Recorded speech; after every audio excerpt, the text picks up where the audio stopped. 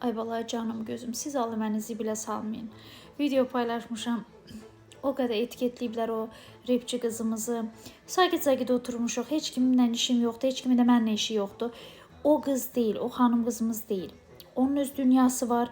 Onun öz işi var. Mənim öz dünyam var, öz işim var. Yani hamısı etiketlir, etiketləməyin. Başka bir kızdır. Onu da bir neçə video əvvəldə paylaşmışam. Onu profiline yazmışam. Oradan görebilirsiniz. Sıradan bir insandır. Sadece hədsiz olduğu için mən də bilirsiniz. Blogeram, influenceram diye herkesin sözüne baş əyəcəm diye bir şey yoktur. Herkese saygı duyuram. Mənim xarakterim belədir. Yeri geldiğinde ağzının payını verərəm, acımaram da.